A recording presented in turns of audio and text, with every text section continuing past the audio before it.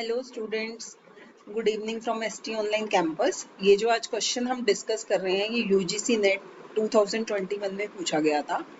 तो यहाँ पर क्या है, हमारे पास दो रिलेशन गिवन है। वन इज स्टूडेंट रिलेशन जिसमें हमारे पास रोल नंबर, नेम और कोर्स नंबर है, और कोर्स रिलेशन है जिसमें कोर्स नंबर, कोर्स नेम और कैपेसिटी है।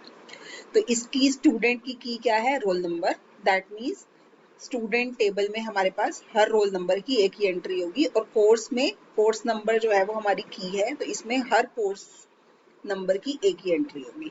और ये जो स्टूडेंट का कोर्स नंबर है ये क्या होगा, फॉरेन की टू कोर्स का कोर्स नंबर।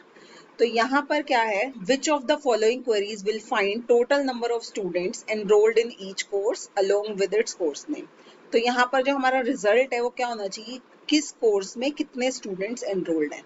तो यहाँ पर ये इंफॉर्मेशन कहाँ, कौन से रिलेशन से मिलेगी, हमें इन दोनों टेबल्स को हमें ज्वाइन करना पड़ेगा, क्योंकि यहाँ पर कोर्स नंबर है और कोर्स नेम है और यहाँ पर स्टूडेंट की इंफॉर्मेशन है। तो हमें क्या करना पड़ेगा, इन दोनों को ज्वाइन करना पड़ेगा। तो ये अब हमें देखना है कि कौन सी क्वेरी हमारा एग्जैक्ट आउटपुट देगी। तो हम क्या करेंगे, एक सैंपल डेटा लेंगे और उस पे इन तीनों क्वेरीज को हम रन करके देखेंगे, जिससे हमें पता चल जाएगा कि हमारी कौन सी क्वेरी इस पे सही काम कर रही है या नहीं कर रही। तो हमने क्या किया, एक सैंपल डेटा क्रिएट किया है। ये हमारा एक स्टूडेंट रिलेशन है और ये हमारा कोर्स रिलेशन है। तो स्टूडेंट रिलेशन में हमने क्या लिया, रोल नंबर, नेम और कोर्स नंबर, और यहाँ पर हमने लिया कोर्स नंबर, कोर्स नेम और कैपेसिटी। यहाँ पे नेम की हमें जरूरत नहीं है, उसको हमने ब्लैंक छोड़ दिया। कैपेसिटी भी हमें नहीं चाहिए, तो वी कैन इग्नोर दैट। अब हम क्या करेंगे, अब हम क्वेरीज को रन करेंगे। सबसे पहले हम क्वेरी ए की बात कर रहे हैं। तो ए में हम क्या कर रहे हैं, स्टूडेंट नेचुरल ज्वाइन कोर्स। तो हम क्या करेंगे, सबसे पहले स्टूडेंट का नेचुरल ज्वाइन करेंगे कोर्स से।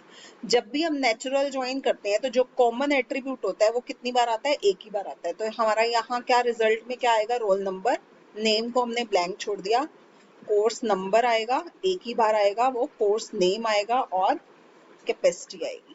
तो कैपेसिटी को भी हम इग्नोर कर सकते हैं, ये भी हमें नहीं चाहिए। तो हम क्या करेंगे, अब जब नेचुरल ज्वाइन होता है तो उसमें कॉमन एट्रीब्यूट की वैल्यू क्या होनी चाहिए, सेम होनी चाहिए। तो यहाँ पर इस रो का जो ज्वाइन होगा S1 C1 का, वो किससे होगा, C1 से होगा।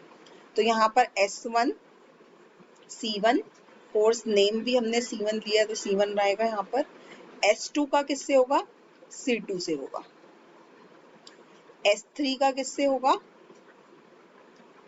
S3 का C1 से होगा अगेन, और S4 का C2 से होगा।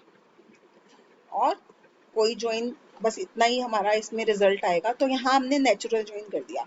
नेचुरल ज्वाइन करने के बाद हम क्या कर रहे हैं, ग्रुप बाय कर रहे हैं। ग्रुप बाय किससे कर रहे हैं, कोर्स नेम से। तो जब हमने कोर्स नेम से ग्रुप बाय किया तो दो ग्रुप्स बनेंगे, एक C1 ग्रुप बनेगा, एक C2 ग्रुप बनेगा। और हम क्या सिलेक्ट कर रहे हैं, कोर्स नेम सिलेक्ट कर रहे हैं और काउंट सिलेक्ट कर रहे हैं। तो जब भी हमारी ग्रुपिंग होती है तो ग्रुप्स का अलग अलग काउंट हमारे पास इसमें आ जाएगा। तो यहाँ पर C1 के लिए, C1 कोर्स नेम क्या है हमारा, C1, और उसका काउंट क्या आएगा हमारे पास, 2 आएगा। सिमिलरली कोर्स 2 जो है उसका काउंट क्या आएगा, 2 आएगा। तो यहाँ पर ये जो रिजल्ट आ रहा है वो क्या आ रहा है हमारे पास, total number of students enrolled in each course name. तो यहाँ पर हमें क्या करना है, हमें यही पूछा गया कि कौन सी query will find total number of student enrolled in each course along with its course name। तो ये जो हमारा A पार्ट है ये सही रिजल्ट दे रहा है, जो भी हमें चाहिए। तो A पार्ट तो हमारा ऑप्शन में आएगा ही आएगा। अब हम चेक करेंगे B पार्ट के लिए। अब B पार्ट में हम क्या कर रहे हैं, हम क्या कर रहे हैं, यही हमने क्या किया, कोर्स नेम सिलेक्ट किया और काउंट ऑफ स्टार सिलेक्ट किया। अब हम क्या कर रहे हैं, स्टूडेंट S, कोर्स C। सो यहाँ पर हमारे पास स्टूडेंट वाली टेबल है और कोर्स वाली टेबल है, और यहाँ पर S dot course number should be equal to C dot course number. तो basically this is equivalent to natural join only. Natural join में जो हमारी इक्वालिटी की कंडीशन होती है वो बाय डिफॉल्ट होती है, यहाँ हमने मैनुअली वो कंडीशन दे दी। तो यहाँ पर अगेन वही क्या होगा, S1 का जो ज्वाइन है वो किससे होगा, C1 से होगा। S2 का जो ज्वाइन है वो C2 से होगा। S3 का जो ज्वाइन है वो C1 से होगा। S4 का जो ज्वाइन है वो C2 से होगा। तो अगेन हमारे पास दो ग्रुप्स बनेंगे और उनका अलग अलग काउंट आ जाएगा, तो बी पार्ट भी जो है वो हमारा सेम ही रिजल्ट देगा।